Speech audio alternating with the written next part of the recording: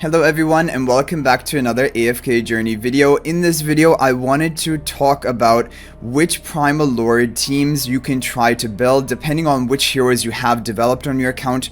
So over the past few days I've been in the AFK Analytica Discord dedicated to the Plague Creeper and talking there a lot and also paying attention to the teams people are running and the scores they're getting. So I think I have a pretty good idea of which teams you should be aiming for and which faction talent trees you should try to invest in to get the 2 buff tiles, because the boss health is getting lower and lower each day, and probably in 3 or 4 days from right now we're going to be getting close to killing the boss, and then it's going to be important to try and get your maximum damage formation together so that you can get your spot on the leaderboard. And even right now, if you can begin getting a higher score in the Primal Lord, it's going to give you more chests, which give you a bit more experience for leveling up your heroes. So we're going to begin by talking about the fact that there are currently only 2 really factions I would consider to be optimal to run in the Plague Creeper. One is Lightbearer, one is Graveborn. There are other options. There are certain people who are running Celestial Hypogean teams, and even Wilder is not a terrible option. But for the majority of people, Lightbearer and Graveborn are going to be the best, and so we're going to talk about those. So for Lightbearer, first of all, if you want to run the standard Lightbearer team, and I'm going to show you the whole formation of it in a minute, but if you want to run it, you're going to have Mythic Plus on your Corn. If your Corn is not at Mythic Plus, the whole comp falls apart, because the whole idea behind the Lightbearer comp is to cast as many ultimates as possible to activate the Mythic Plus ability of Corn to gain true damage and pretty much permanent uptime of his true damage, and he becomes your sole damage carry in the boss fight. So if you don't have a Mythic Plus, it's not even an option. If you have Corn at Mythic Plus, then you can run the Lightbearer team. Even if the other heroes are not as highly ascended, it can work, but it might not get the best results for you. So I'm going to show you the formation. We'll go over to Dream Realm, and I will show you what is considered to be the best formation as of right now, and it will be with the Tide Call spell. If you're going for Lightbearer, you're going to want to go for Tide Call spell because you're going to be casting a lot of ultimates over the course of the fight, and Tide Call spell will take advantage of that. So you'll have Rowan and Corn on your 2 buff tiles in the back, and then you'll need to have Elsa. Even if you don't have a Mythic Plus Elsa, for example, it can work. People have tried with lower Ascension of Elsa, but the scores will not be as good. There are a couple replacements for Elsa, which I'll talk about after we get the whole comp laid down. Then you'll have Smokey in front of the Elsa, and then finally it will be Merrily. And the advantage of this comp is that if you have been playing from day 1 of the launch of AFK Journey, global launch, or maybe even soon after that, most people will now have Mythic Plus Merrily, Mythic Plus Corn, and probably even Smokey and Rowan up to Mythic Plus. So basically, your heroes would be pretty much built out for this team, but you might not have Elsa. You can try Elsa at a lower level of Ascension. You can also replace Elsa for Freyasto, having the main Freyasto in front of the Rowan and the Illusion in front of Corn to give Rowan that boosted energy from the Crimson contract. This is a viable team option as well. Or you can even try Mikola if Mikola is Supreme or lower. If she's Supreme Plus, she won't be a good option for this team, like my Mikola, because her Supreme Plus ability causes her Courage Sphere to remain unaffected in duration, basically meaning that it will never wear off. She will never have to recast her ultimate as long as you control the Honor Arena, and this is not good for this comp because you want to cast as many ultimates as possible to stack up Tide Call spell and also to stack up true damage of Corn. So these are the replacement options. If you have a lowly ascended Elsa and maybe not a really good Freyasto and a Supreme Plus Mikola, for example, then this comp is not going to be amazing for you. That's something you'll have to think about and then consider, is it better for me to go for Graveborn? Now, if we're talking about the Graveborn team, the artifact choice is arguable between Tide Call and Resonating. Both of them do pretty much some in different, depending on the RNG, one can beat out the other or not. Okay, now the core for the Graveborn team is going to be a Carolina. Now, all of the heroes I'm first going to talk about, Carolina, Lilymay, if you have them both at Mythic Plus, you can put together a strong Graveborn team. all you need is Mythic plus Carolina, Mythic plus Lily May. The problem is really when you don't have one of them at Mythic plus. For example, if your Carolina is not at Mythic plus, she's missing out a lot on her kit. She's not going to be very effective. And then I would really probably try to run the Lightbearer team, even if you don't have like a highly ascended Elsa. I would just try to run it with the lower Elsa or Freesto, even at a lower level of Ascension Freesto, because you really need Mythic Plus for these heroes. These are your two damage carries for the fight, Carolina and Lily May, and they're going to, if they're not at Mythic Plus, they're not going to be doing very well. There is a replacement for Lily May, so I'll get to that. If, for example, you have Carolina built up, you've been playing from day one, but for whatever reason you didn't recruit for Lily May and you don't have a Mythic Plus, there is a replacement, and I'm going to talk about that. Okay, and the team comp is basically going to be Rainier as well, to debuff the boss.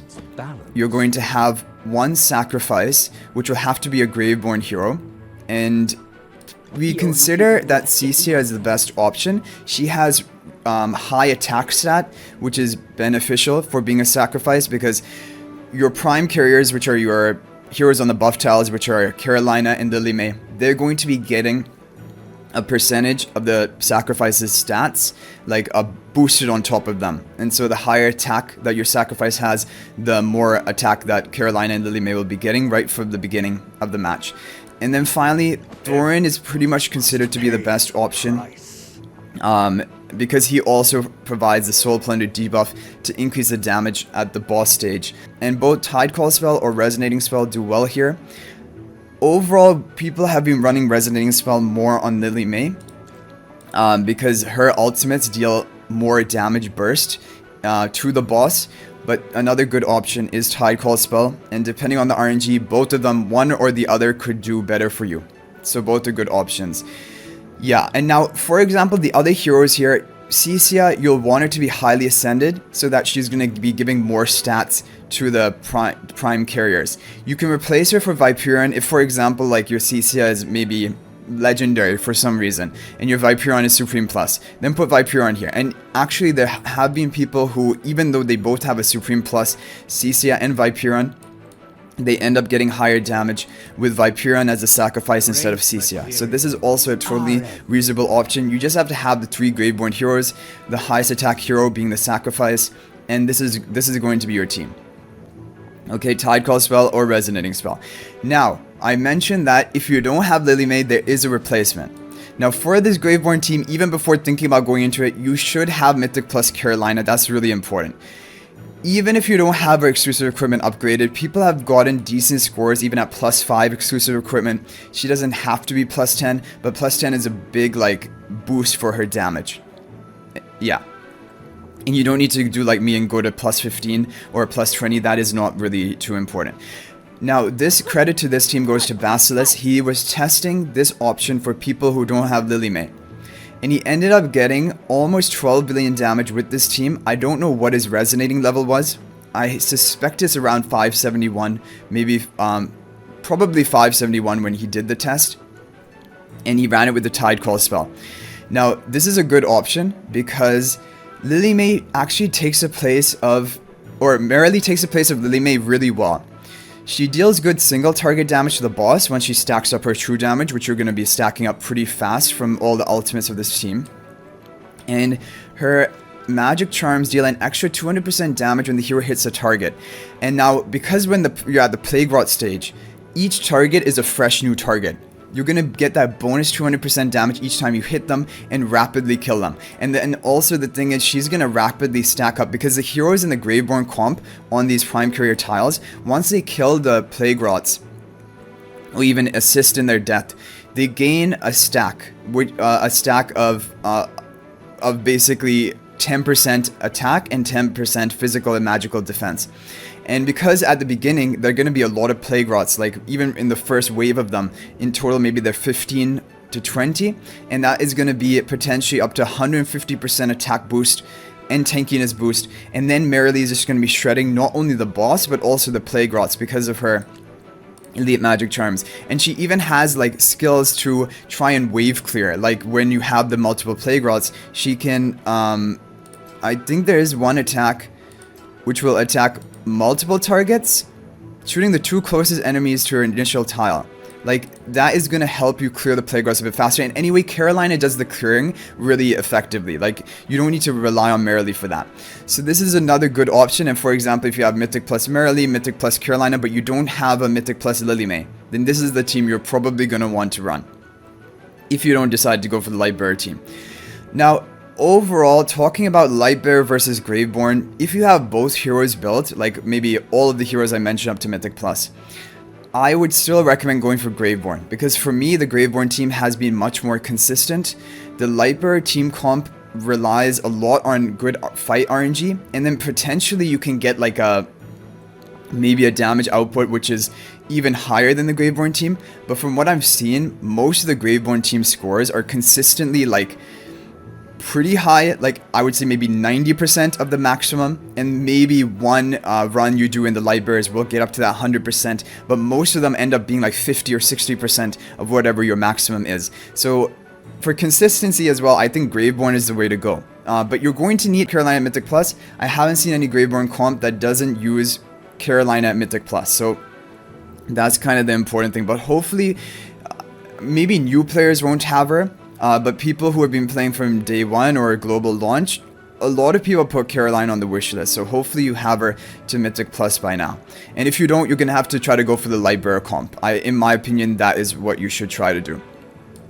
Okay, so that is pretty much covering the core Graveborn teams, but I just want to talk about some replacements first. Instead of Thorn, you can choose Ludovic. Instead of Viperon, you can choose Cecia. If you don't have Rainy at Mythic Plus, you can choose Iron, and he is not a bad option. And if you go for Iron, I would say make him your sacrifice, because he has a really high attack stat, and so it will benefit your prime carriers a little bit more.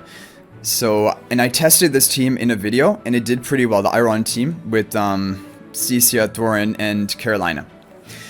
So this is good. Those are basically your swaps and your replacements. So now we're going to be talking about the Talene team. As of right now, still testing is being done, but the optimal Talene team we think for right now is going to be Resonating Spell on the Talene to try and increase her ultimate casting uptime, and then also having your Carolina as a sacrifice, Lily May in this position, and then finally having Ludovic. Ludovic is very essential for this team comp with Talene, because you need to have that healing to keep her healed up so that she can continuously cast her ultimate without dying and needing to revive herself. Ludovic is essential for that. Now the thing is, people have done testing with this team, and there's a wide variance with the damage outputs of this team is not very consistent. The standard non-Talene Graveborn team is pretty consistent and gets pretty high damage. This Talene team kind of reminds me of the Lightbearer comp, because like with perfect RNG, it can beat the Graveborn team. However, with bad RNG, it can do even worse than the non-Talene standard Graveborn team, because it all relies on Talene getting really nice, clean ultimate casts when all the Plague Rots are summoned, and cleaning all of them up. But the problem is, as soon as she doesn't have any target left after clearing them, she kind of gets interrupted. She needs to recharge her energy and recast her ultimate. And that's why the idea behind Resonating Spell came around, so that she can get back to casting her ultimate a little bit faster. But there have been people who have tested this team with Tidecall Spell and actually done better with Tidecall Spell in this team. And some people have gotten better results with Resonating Spell. And it kind of depends on all of the dynamics of your heroes, like their charm levels, their resonating level. All of these things will make a difference into how the fight plays out, and then the Resonating Spell might end up knocking your rhythm off, and Tidecall Spell could be perfect for you, and it'll be different for everyone. So you'll have to try both of the different teams. And another option, which was the older version of this team, is just to have the Resonating Spell on the Lime and forget about and just have Talene there without the Resonating Spell, and this is also a good option. So this team, as of right now today, has been getting close to 15 billion damage maximum potential. However, the non-Talene Graveborn team has gotten around 14 billion, a bit more than 14 billion damage. So there really isn't that big of a difference. So even if you don't have Talene, the Graveborn team can compete for top ranks, and it is more consistent.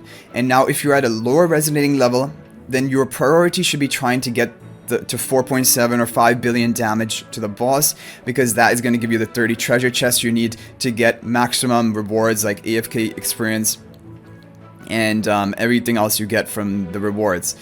And I think for that, the Graveborn team is the most consistent. However, people have said at lower resonating level, it doesn't do as well as the Lightbearer team. Like at lower resonating level, the Lightbearer team has a higher, like, basically damage range compared to the Graveborn team. So it does actually, at the end of the day, come down to the heroes you have developed and making your decision. And both decisions are fine. As long as you have Corin at Mythic Plus, you can do the Lightbearer team. As long as you have Caroline at Mythic Plus, you can do the Graveborn team. Lily May can be swapped for Merrily, or you can just use Lily May if you have her Mythic Plus. That's even better. And if you don't have Elsa, for example, in the Corin Lightbearer team, you can replace her for Freesto, you can replace her for a lower Ascension Mikola, or even a single copy of Elsa. So that is basically the thing. Now finally, talking about the talent tree. When you're upgrading the talents, you want to upgrade the left side of the trees because these will be giving you the damage oriented stats. There is another stat like damage skill upgrade on the right side for both Lightbearer and Graveborn, which are going to be these two nodes over here. But the other defenses don't really matter for these comps, and so you can just decide how you want to level up your trees and make it to stage 2. But yeah, and really, when we're talking about the Graveborn one specifically, this makes such a minimal difference. Like, it's only 2% of the sacrifices, like bonus stats, bonus 2% of the sacrifices stats will be given to your prime carriers. And already with this comp, you're going to be stacking so much attack buff from your assist and kills onto the Plague Rots that, like, this 2% means practically nothing. So that isn't even that big a priority. But the left-sided stats are important, like defense penetration. Attack maybe, defense penetration is really important because that is going to apply to all of the attack buffs that you've accumulated. The higher defense penetration you have, the more you will be ignoring the defense. And of course, the most important is to get to the extra talent buff tile. And this can be done with only 17 talent nodes activated in the faction talent tree. And I recommend only going for one of these. If you're going to go for the Graveborn comp, go all in for that. And if you're going to go for Lightbearer, go for that. You can try to run these teams with a 1 buff tile variant, but they're going to get even lower scores for you, and I don't recommend it. I think that you should make the investment for this because not only are you going to get a higher ranking for the Primal Lord by getting 2 buff tiles, you're also going to be getting more rewards for yourself, like from the experience that you get when you clear or do an attack onto the boss. So that's why I think it's pretty important to try and maximize your output, and that is going to be by getting the 2 buff tiles, at least for one of these factions. And it might, yeah, compromise, like, for example, your Supreme Arena and your AFK stages for a while because you might have to have less into Wilders and Maulers. And right now we have the reset tickets because a new week began. So now is a pretty good time to do that. So anyway, guys, I hope you enjoyed the video. Thank you for watching. I'm pretty sure I covered all of the key things that I wanted to, pretty much outline the major teams. I didn't talk about a Wilder team or a Celestial Hypogean team. Celestial Hypogean team is not going to be optimal. Like, if, for example, if you have multiple Celestial Hypogeans built up, I'm also going to assume that you would have Carolina built up, and then you should probably just go for the Graveborn comp. And you can run Talene in that, or you can run Lily May in it and get a really high score. For the Wilders, I think I can briefly talk about one Wilder team option. Again, it will be using Lily May, because Lily May is going to be your key damage dealer choice. And the only time I would recommend running Wilders is if, for example, you don't want to, like, invest into the faction talent tree of a faction you're not interested in, and you just want to make use of what you have, and you might already have the Wilder 2 buff tiles. Then Lily May will definitely be a great hero. Iron is also a strong hero in the Plague Creeper boss. And then finally, Brian is good. The reason Brian is good is because of his elite magic charms. They're kind of like a mini Rainier type effect. Increases target's damage taken by 15% after dealing damage to that target 2 times, and you can reapply it after 10 seconds. It lasts for 8 seconds. So you can get almost permanent uptime of this ability, and it's like, yeah, it's like a mini Rainier type debuff or Thorn level debuff from Soul Plunder. And also he completes the Wilder faction, which you're going to need to have 3 Wilder heroes in order to run this team. Then the thing is with Wilders is now who is going to be your other best damage dealer to be on the buff tile? It is going to be Carolina again. So you're gonna have to have Carolina built, and then if you have Carolina at Mythic Plus, you should just go for the Graveborn team instead of this. But like the only reason you would do this is if you don't want to invest into the Graveborn faction talent tree, you just want to make use of what you have, and you're fine with settling with lower scores. Then you can do something like this. And then finally, I would recommend Rainier, because he will increase the damage output onto the boss, especially of Lily May. And also he gives the attack buffs to your team. So this is the team I would recommend. Either you can go Resonating Spell or Tide Call Spell. I think both could be fine. And you can see whichever one does better for you. But that is going to be basically the final team, wrapping it all up. I hope you guys enjoyed the video. Thank you for watching, and hopefully this was helpful for you so that you can get a high score in the Plague Creeper Primal Lord. Even if not you getting like a high ranking, at least getting to 4.7 or 5 billion damage, however much you need to get the 30 treasure chests. But thank you guys for watching. That's going to be it for this one. I'll hopefully see you guys in the next video, and until then, everyone, peace out for now.